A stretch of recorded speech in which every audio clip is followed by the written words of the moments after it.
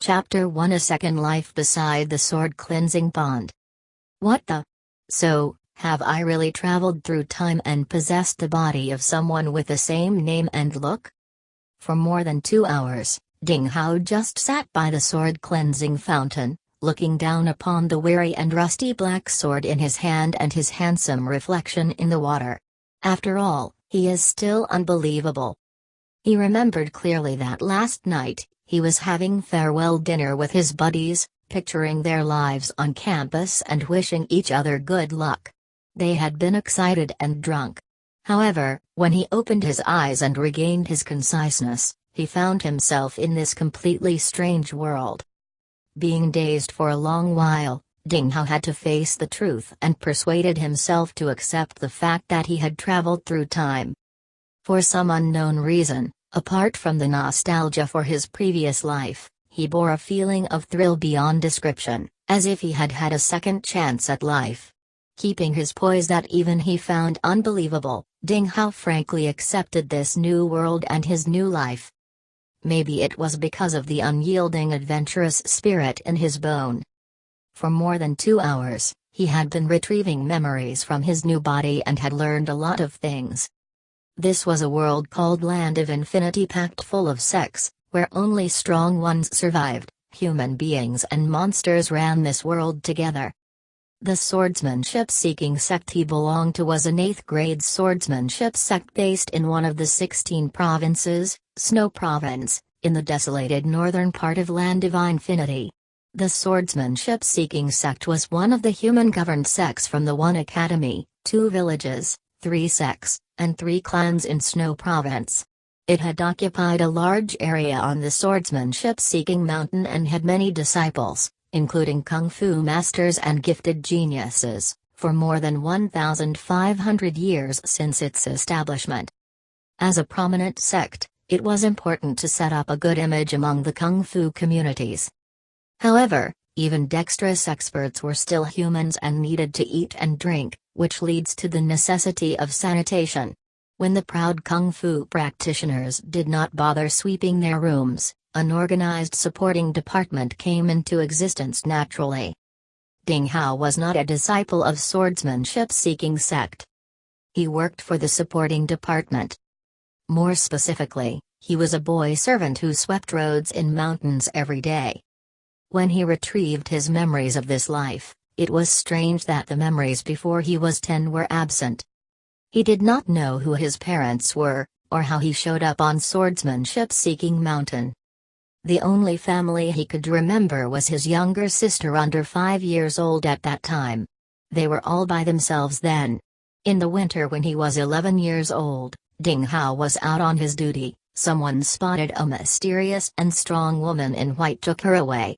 Since then, his younger sister had been missing. Thus, since he was 11 years old, Ding Hao had been living on his own. In the world full of respected experts, every teenager dreamed to be strong. Ding Hao was no exception. Moreover, he wanted to leave swordsmanship-seeking sect to find his missing sister in the monsters-packed wilderness. He had to be powerful. However, he did not have a great aptitude for kung fu and have thin meridians. He was neither quick nor gifted. Since he was 10, he had been attending the sect entrance test to swordsmanship-seeking sect every year. He had attended 4 tests when he reached 14 years old. However, he had failed the primary test that could put his name on the waiting list of swordsmanship-seeking sect 4 times. According to memories he retrieved, swordsmanship-seeking sect would be enrolling this year's new disciples in half a month. Ding Hao also learned from the memories that this was his last chance. By the practice of it, swordsmanship-seeking sect did not admit new disciples above 14 years old. In this world, there went a solid opinion: if one failed the primary test before he turned 15, he could only be proved ungifted and not cut out for martial arts, and he might as well be a normal guy. Damn it, so I only get half a month to prepare for the test. Bearing this in mind, Ding Hao could not help feeling pressed for time. This born nerd adapted himself to the new world quickly. Having traveled through time to a fantasy world full of monsters and martial arts experts, he had to be a ruling kung fu master. If not, he could only be pushed into the background, trampled and neglected. What a ridiculous and futile ant he would be if he could not control his destiny. Ding Hao would rather commit suicide to reboot his life than end up in such a plight. As he thought of it, Ding Hao felt more pressed for time.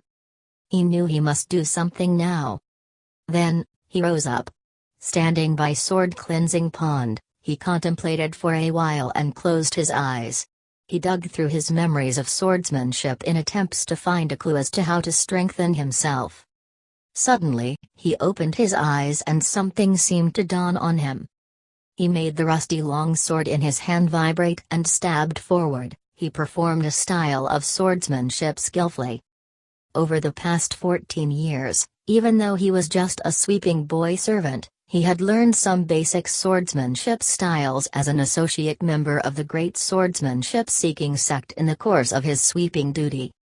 That was why he performed the style from memory skillfully as if he had been practicing it for countless times. The basic set of self-defense swordsmanship had 16 styles. Any kid in swordsmanship-seeking sect could perform them. While the former 12 styles were ordinary, the latter 4 ones were ingenious, which were light splitting, ice cutting, cloud stirring, and wind chasing.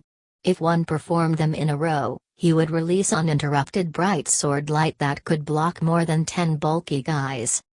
Absorbed in his memory about the moves, Ding Hao stabbed continuously. To his surprise, he entered a miraculous state soon. Anyone who found him now would cry in disbelief because the well-known top 1 idiot in swordsmanship-seeking sect seemed to have transformed. Ding Hao performed the styles with quick footwork and performed them ethereally. Especially when releasing the ingenious last 4 strokes, he became faster and faster with increasing fluency and consistency. In the end, the reddish rusty sword blurred into a hazy ball of light and billowed around his body aggressively. Whoosh! Letting out a swoosh, Ding Hao retracted the rusty sword. A slight surprise escaped his handsome face. That's strange. From my memories, the last 4 styles are pretty hard and the former owner of the body failed to master them after numerous practice during more than 2 years. But why did I find it easy and seem to be able to perform any style that came into my mind?